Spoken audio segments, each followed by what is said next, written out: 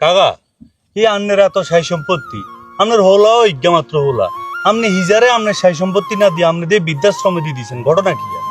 না বাবারে, মন চাইছি হিয়া লাগে বৃদ্ধাশ্রমে দিয়ে দিছি, করার তো কিছু নেই। ওমা আপনার ইজ্ঞা মাত্র হোলা আপনি আল্লাহ তুমি সাহাই হোলাকারে লইছেন, এই আদর হোলারে আপনি আপনার সাই সম্পত্তি না দিয়ে আপনি বৃদ্ধাশ্রমে দিয়ে দেন ঘটনা কি কাকা? বাবারে, তোরা তো এলাকাবাসী ব্যাগে জানাস, আর হুজিও না। আল্লাহর কাছে হাসুক তো নামাজ কালমা পড়ি, আল্লাহ তুই আর একটা সন্তান তো, সেটা ছেলে হোক মেয়ে হোক, উপর আল্লাহ যা দে আমি তার উপরে সন্তুষ্ট থাকুন। আল্লাহ আমার একটা ছেলে সন্তান দিচ্ছে, বিশ্বাস কর ভাতিজা, অনেক কষ্টের ফসল ছিল। পোলাটারে লালন পালন করছি, লেখাপড়া করাইছি, লন্ডনে লেখাপড়া করাইছি, প্রচুর টাকা খরচ করছি আমার পোলার পিছনে। আমার ছেলে কখনো আমার খোঁজ খবর নিত না, তার মার খোঁজ খবর নিত না, অনেক কষ্ট লাগতো। দীর্ঘ 7-8 বছর পরে ছেলেটা দেশে আসছে, বিয়ে করবো। পোলারে বিয়ে করাইছি, 4-5 লাখ টাকা খরচ করে বিয়ে করাইছি।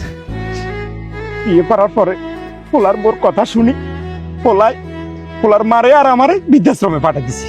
এখন বাবা বল, আমার যে সয় সম্পত্তি আছে এগুলো আমি বৃদ্ধাশ্রমে দিমু নাকি আমার ছেলের দিমু, কোনটা করুম তুই বল। কাকা আমরা তো জানি না, আমরা তো জানি যে হাতে আমরা খোঁজ খবর নিয়েছি, হাতে যে বিয়ে শাদী করাবার পরে আপনি করে বৃদ্ধাশ্রমে হারাইছে, এটা তো আমরা কইতে পারতাম না কাকা। বাজি হেটা না, আর ঘটনা আছে। হে আর সন্তান হই আর কার উপর হাত উঠেছি, কি কষ্ট লাগে ক। যদি সন্তান একটা মাত্র সন্তান হয়, মা বাপের কার উপরে হাত উঠান, এটা কেউ সহ্য করবো ক? বাতিজা তুই ক আরে কি কন কাকা, আপনার ছেলে বুঝি আপনার গার্ভে হাত উঠাইছে? আপনি আপনার এই উত্তরে কত কষ্ট করে লালন পালন করে বড় করছেন, লন্ডন হারাইছেন পড়ালেখা করে বলে হে হলে আপনার গার্ভে হাত উঠাইছে, আপনার এই বৃদ্ধাশ্রমে হারাইছে। কাকা আপনি উচিত কাম করছেন, আপনি সাই সম্পত্তি বেকেন বৃদ্ধাশ্রমে দিয়ে দিয়েছেন, আপনি একখান উচিত কাম করছেন। হাতে আপনার এই সাই সম্পত্তি আইবার যোগ্য নয়।